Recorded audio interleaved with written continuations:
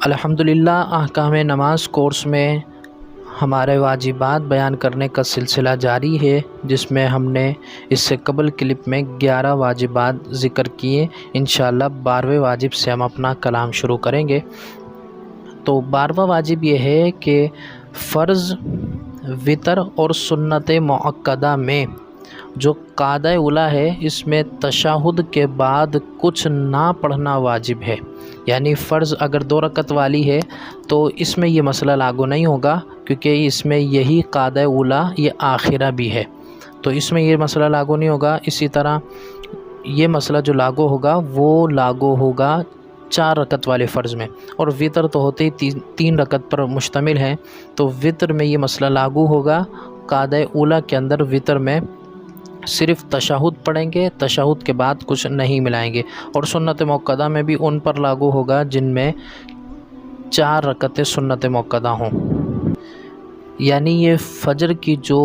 2 سنتیں ہیں سنت مؤکدہ، ان میں یہ مسئلہ لاگو نہیں ہوگا۔ تو یہ اصول یاد رکھیں کہ فرض، وتر اور سنت مؤکدہ وہ جن میں 4 رکعتیں ہیں، وتر کے علاوہ، وتر میں تو ویسے ہی 3 رکعتیں ہیں اور اس میں قاعدہ اولیٰ بھی ہے، ان تینوں کے قاعدہ اولیٰ میں، فرض کے، وتر کے اور سنت مؤکدہ کے قاعدہ اولیٰ میں، پہلے قاعدے میں التحیات کے بعد کچھ نہ پڑھنا واجب ہے۔ اس میں یہ صورت بھی یاد رکھیں کہ فرض، وتر اور سنت مؤکدہ کے قاعدہ اولیٰ میں اگر کسی نے تشہد کے بعد اگر بغیر ارادے سے بے خیالی میں اللہم صلی علی محمد یا اللہم صلی علی سیدنا کہہ لیا تو سجدہ سہو لازم ہو جائے گا، اگر یہ بے خیالی میں ہو، اور اگر جان بوجھ کر اس طرح کیا تو ترک واجب ہوگا اور نماز فوراً فاسد ہو جائے گی، جس کو لوٹانا واجب ہوگا۔ اسی طرح 13واں واجب یہ ہے کہ دونوں قعدوں میں تشہد مکمل پڑھنا یہ واجب ہے، یعنی قعدہ اولیٰ ہو یا قعدہ اخیرہ، ان دونوں قعدوں میں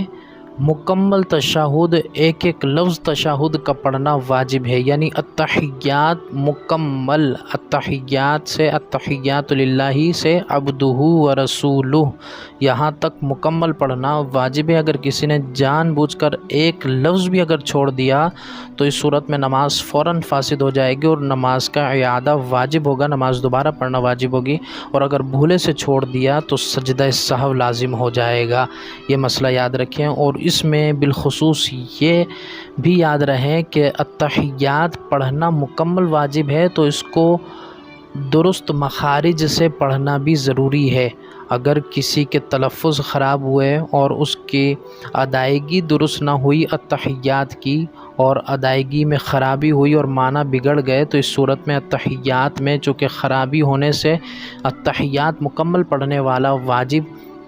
یہ ادا نہیں ہوگا، تو اس سے نماز میں خرابی لازم آئے گی۔ تو ہمیں چاہیے کہ التحیات بھی صحیح قاری صاحب جو قرآن کریم فرقان حمید کی تعلیم دیتے ہیں ان سے سیکھ لیں، تاکہ ہماری نمازیں جو ہیں وہ ضائع ہونے سے بچ جائیں۔ اور 14واں واجب یہ ہے کہ دونوں طرف سلام پھیرتے وقت السلام، یہ لفظ السلام 2 بار واجب ہے۔ علیکم یہ واجب نہیں ہے، یہ سنت ہے، مگر جب دونوں طرف سلام پھیریں گے تو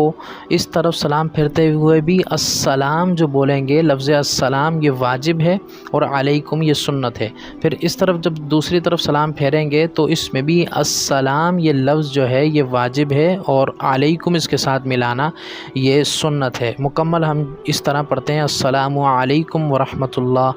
تو اس میں یاد رکھیں کہ لفظ السلام جو ہے یہ صرف یہ واجب ہے دونوں طرف سلاموں میں۔